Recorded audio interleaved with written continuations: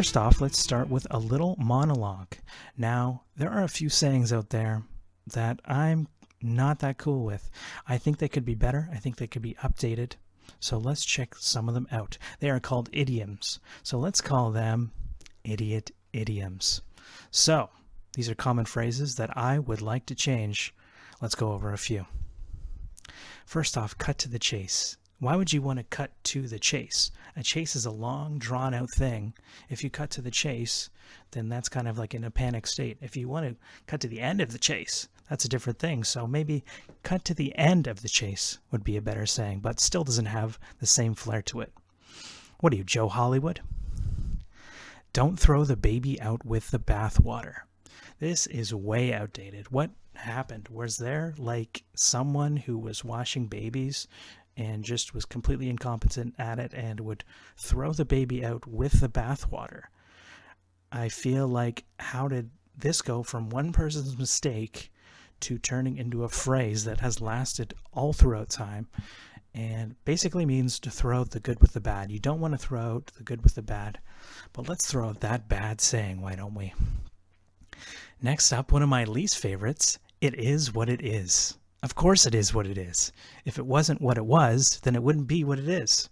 So why do we have to bring this to everyone? We say it and like we have some new information, like, oh, this terrible thing happened. Well, it is what it is. Oh, well, I never thought of it that way. It is what it is. So then I've accepted it now, so now I can move past it. Don't need to be reminded of that, Captain Obvious. Bite the bullet. When did anyone ever bite a bullet? Did they maybe get shot and they caught it with their teeth and then they had to bite the bullet to bear something they wouldn't rather have gone through? I don't know, but if you bit into a bullet, I feel like you couldn't even pierce the casing with your teeth. Why are we saying this still? Let's change this one up. Go cold turkey. Now, is this meaning like a cooked turkey, like you are going cold turkey? You're giving something up and maybe you eat the turkey cold, or maybe it's a wild turkey, not the drink, but a wild turkey, and he's cold, but he's somehow growing personally because he's going cold turkey. Another one that does not make sense. I'm going to go cold turkey on that saying. Under the weather. When are you above the weather? When are you beside the weather? Never. Whether the weather is good or bad, you're always under the weather. So you might as well embrace it, whether you like it or not. Chasing waterfalls. This could be also coinciding with chasing rainbows, chasing your dreams. You know what? I kind of like this one, I'm not going to lie. It's a great TLC song, but how can you chase a waterfall? I feel like the waterfall's not going anywhere. You don't have to chase it. If you want that waterfall, you go for it. So maybe it looks intimidating. Maybe that's what it means. You see a waterfall and you want to chase it. You want to capture it. But you just got to let a waterfall be a waterfall. The same way you got to chase. You can't capture a rainbow, but you can look at it and know that it is you in some way. So that is idiot idioms. And now I'd like to use them to explain what we're doing here today. So let's cut to the chase. This is sort of a mixture between my live Riptide shows and something I want to do formatted. So I can record these at any time and you can enjoy them at any time. They're very fun to make, and I wanted a new challenge, it being my birthday, starting the new year off right. Always kind of wanted, not a podcast, like a TV show, a live show. I want to blend all those things together to make something that is uniquely me. And we're not going to throw that baby out with the bathwater. We're going to take all the good stuff from the Riptide shows. We're going to take all the good stuff I learned from working. And we're going to take all the good stuff I've learned from college throughout my lifespan. I've always been interested in media. I study it. I study gaming. I study television, movies, all of it. I am obsessed with things that I like. So we're not going to throw any of that baby out with the bathwater. We're going to take all of my collective experiences and share them with you. And it is what it is. So whatever way it comes out, I'm going to do it in one hot take. And if I don't get it, maybe I'll restart the take. That's okay. But I want to do it in one hot take for you. I want to be as honest and genuine as I can with you. I'll, of course, make some pre-scripted stuff. I'll make some pre-recorded stuff. But we're going to put it all together, make something special just for you. And it will be what it will be. It's going to be a combination of everything. We're going to bite the bullet. We're just going to go for it. This is something I've always wanted to do. This is a vision I've always had.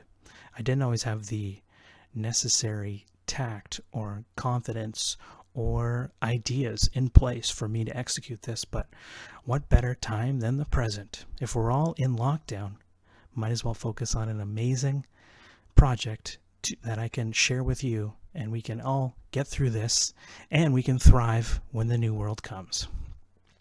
And we're going to go cold turkey. We're going to go cold turkey with our bad habits. And that's not making something for you guys. We're going to keep it exciting. We're going to keep it fresh. I don't even know what this show's going to be. I didn't even know I was going to record this when I recorded it. And I had all these ideas, and now they're all coming together to make this show here for you today. So I am as much as an audience member as you are. And whether the weather is good or not, whether I'm in a good mood, that's great. I'm going to bring that to the show. If I have maybe a bad day, that doesn't matter. I'm going to use that as motivation to get into a good mood. And I'm going to help everyone get into their best moods by sharing with what I have to share with you. And we're going to go chasing those waterfalls. We're going to chase those dreams. We're going to realize them. We're going to realize them together. So I would love to see you every week. I'd love to hear back from you and how we can make this show all the amazing things that the Riptide Show is. This is the Adam Joshua Show. So, as I promised, there will be special guests. So I'm definitely going to bring those guys out. So a lot of this show is going to be based in comedy, so we better talk to the best minds in comedy.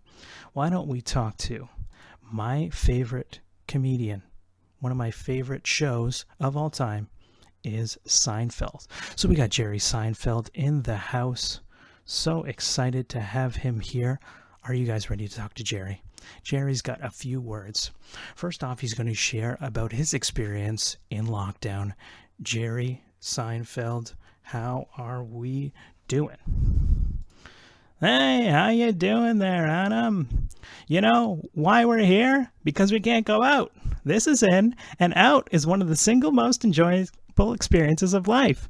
People, did you ever hear people talking about we should go out? Remember what I'm talking about? That whole thing? We all want to go out, but everyone is home. Every one person here is home. We're all in.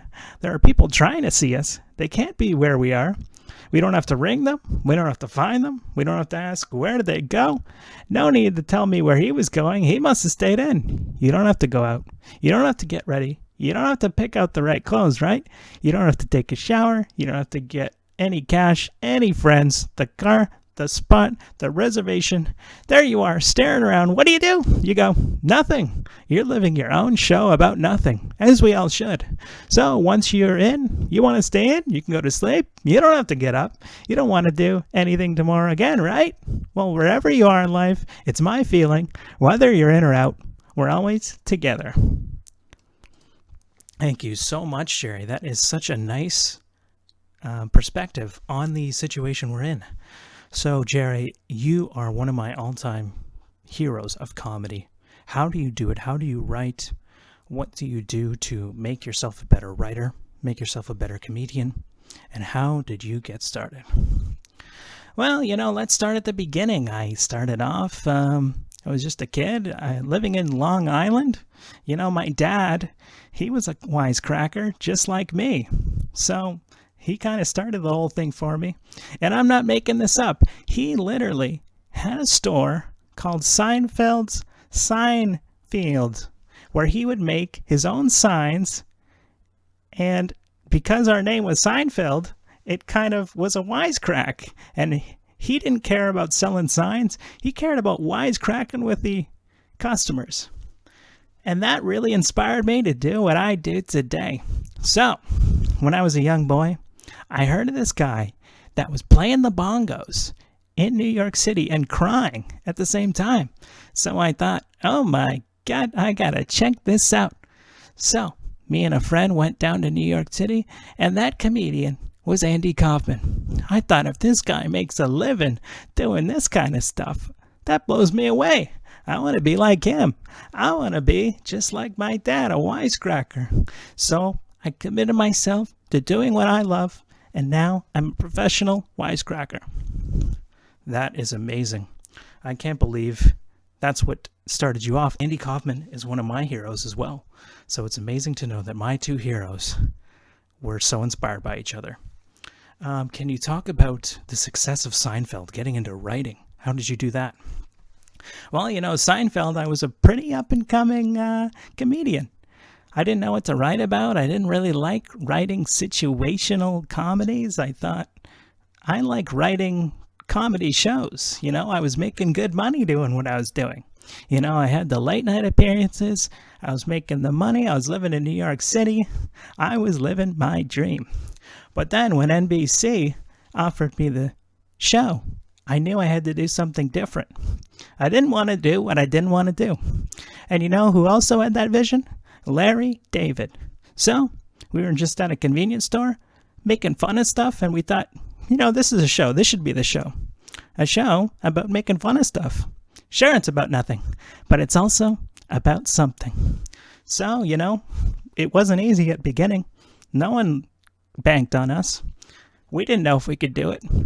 Larry would literally cry when we got picked up for more episodes because he didn't know how he could write it. But we still did it, and we became the best thing out there. And everyone is trying to do the same thing we are. Just like that show Friends. They copied us. But, we also borrowed from some other shows. Taxi also was in a lane. But we did it our way, and we are so happy that we did it our way. Thank you so much, Jerry. That is an incredible story. Thank you so much for being with us today. Anytime, Adam. All right, now we are going to talk to another person who has inspired me greatly. Someone in music. Someone we can all look up to. This man changed music forever. He's one of the most prolific songwriters, and he also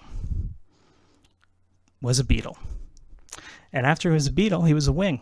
And after he was a Wing, he was himself. He was always himself. But we are going to talk to one of the greatest musicians of all time, Sir Paul McCartney. Hey, Adam, how you doing? Oh, I'm doing pretty good, Paul. Now, we just want to know, how do you write the songs that you do? How do you do it? How do you maintain that confidence? How do you write such great songs? Where does it come from? Where do you get it? How do you maintain it? We would love to know, in your own words. Well, it's in my life, when I'm making music in the studio, I say, hey, Stude, don't make it bad. I take a sad song and I make it better. I just sit down and make really good melodies like obla-dee, obla-da, and life goes on, yeah? It's really quite simple. All you need is love and a little help from your friends, and who also really make good music.